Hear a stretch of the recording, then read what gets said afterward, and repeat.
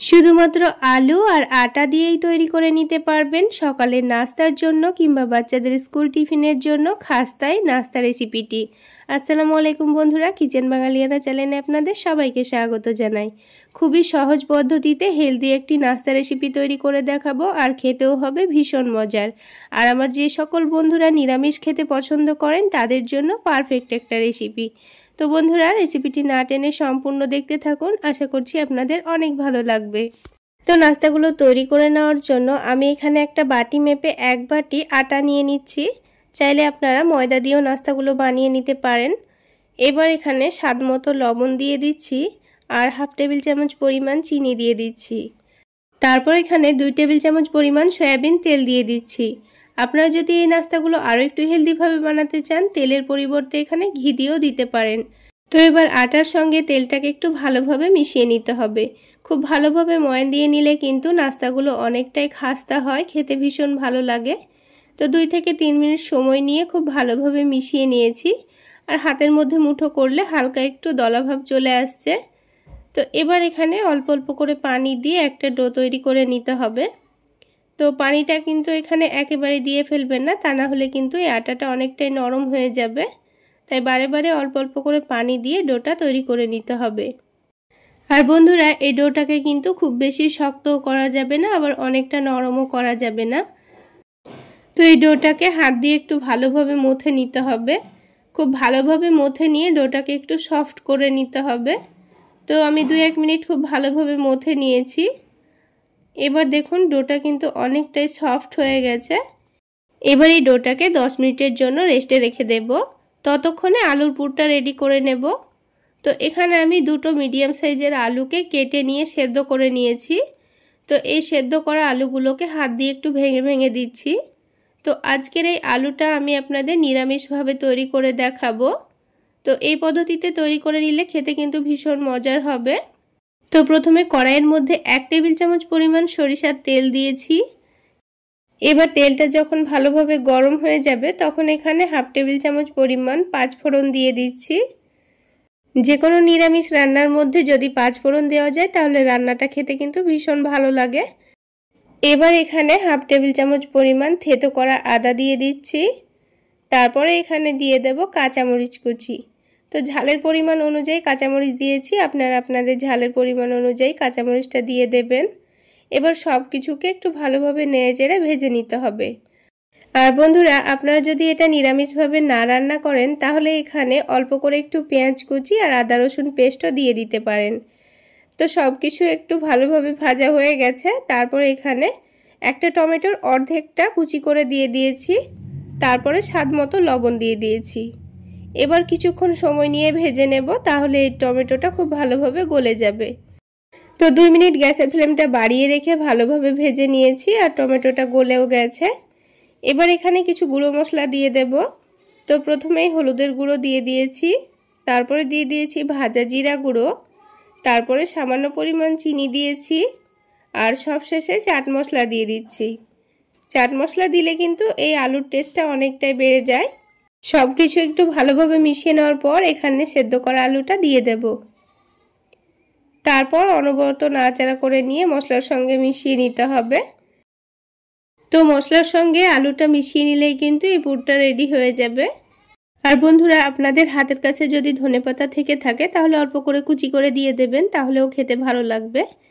এবার এই আলুর পুরটাকে আমি প্লেটের মধ্যে তুলে নিয়ে একটু চারিদিকে ছড়িয়ে দিচ্ছি, তাহলে এটা খুব তাড়াতাড়ি ঠান্ডা হয়ে যাবে। তো এটা ঠান্ডা হতে দিয়ে এদিকে এই ডোটাকে আবার একটু ভালো করে মথে নেব। আর দেখুন আটার মধ্যে চিনিটাও কিন্তু 10 মিনিটে খুব ভালোভাবে গলে গেছে। তো এই ডোটাকে আবার একটু ভালো করে মথে নিতে হবে। তো এই ডোটাকে আবারও 2 মিনিট খুব ভালোভাবে মথে নিয়ে সফট করে নিয়েছি। তারপর এই ডোটা থেকে ছোট ছোট করে কয়েকটা লেচি কেটে নিচ্ছি। তো নাস্তাগুলো যেহেতু আমি ছোট ছোট করে তৈরি করে নেব, তাই ছোট ছোট করে লেচিগুলো কেটে নিয়েছি। এবার হাতের তালুতে একটু ভালোভাবে ঘুরিয়ে ঘুরিয়ে লই তৈরি করে নিচ্ছি। তো দেখুন সবগুলো লই তৈরি করে নিয়েছি। এবার একটা একটা করে নাস্তাগুলো তৈরি করে নেব। তো বোর্ডের উপরে সামান্য পরিমাণ আটা ছড়িয়ে দিয়ে এই রুটিগুলোকে ছোট ছোট করে বেলে নেব, আর একটু মোটা রেখে বেলে নেব। তো দেখুন একটু মোটা রেখে আমি রুটিটা বেলে নিয়েছি।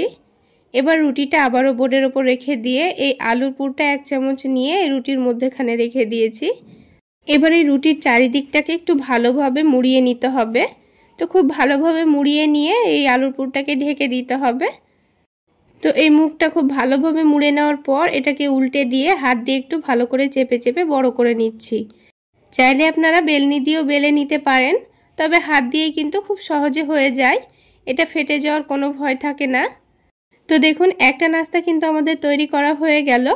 তো আপনাদের বোঝার সুবিধার্থে আমি আরও একটা নাস্তা আপনাদের তৈরি করে দেখিয়ে দিচ্ছি। তো বন্ধুরা, আজকের এই নাস্তা রেসিপি যদি আপনাদের ভালো লেগে থাকে তাহলে অবশ্যই একটা লাইক শেয়ার করে দেবেন। আর আমার এই সহজ রেসিপিগুলো যদি ইউটিউব চ্যানেল থেকে দেখে থাকেন চ্যানেলটি সাবস্ক্রাইব করে দেবেন, আর ফেসবুক পেজ থেকে দেখে থাকলে পেজটি ফলো করে দেবেন। তো দেখুন বন্ধুরা, আরও একটি কিন্তু আমাদের নাস্তা তৈরি করা হয়ে গেল। তো ঠিক একইভাবে সবগুলো নাস্তায় আমি তৈরি করে নিয়েছি। তো সবগুলো নাস্তা তৈরি করে নেওয়ার পর একটা একটা করে ভেজে নেব। তো প্যানের মধ্যে আমি সামান্য পরিমাণ তেল দিয়ে দিচ্ছি। এই নাস্তাগুলো ভাজতে খুব বেশি তেলের প্রয়োজন হয় না, অল্প তেলে ভাজা হয়ে যায়। তো তেলটা একটু ভালোভাবে গরম করে নিয়েছি, তারপরে একটা একটা করে নাস্তাগুলো দিয়েছি।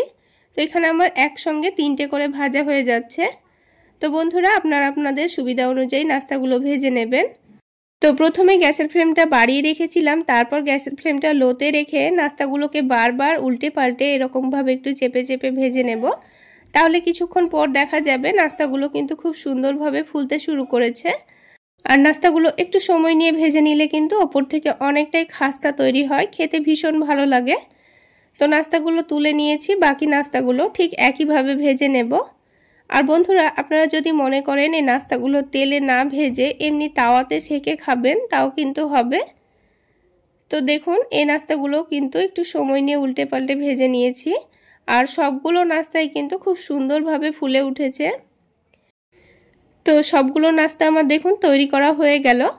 এই নাস্তাগুলো চাইলে আপনারা বিকেলবেলায় চায়ের সঙ্গে কিংবা সসের সঙ্গে খেতে পারেন, খেতে ভীষণ ভালো লাগে। এবার একটা নাস্তা আমি আপনাদের ভেঙে ভেতরটা দেখিয়ে দিচ্ছি। ওপর থেকে দেখুন নাস্তাগুলো কতটা ক্রিস্পি হয়েছে, একেবারে খাস্তা তৈরি হয়েছে বন্ধুরা, আর কত সহজেই ভেঙে যাচ্ছে, একেবারে সফট, আর ভেতরে দেখুন পুরে ঠাসা। আর এই আলুর পুরটাও খেতে কিন্তু ভীষণ মজার হয়েছিল বন্ধুরা। চাইলে একবার হলো এই পদ্ধতিতে বানিয়ে খেয়ে দেখবেন। আর বাচ্চাদের স্কুল টিফিনের জন্য কিন্তু এটা ঝটপট বানিয়েও দিতে পারবেন। তাহলে বন্ধুরা, আজকে এই পর্যন্তই। সকলে অনেক বেশি ভালো থাকবেন, সুস্থ থাকবেন। দেখা হচ্ছে আরও একটি নতুন রেসিপি নিয়ে নেক্সট এপিসোডে।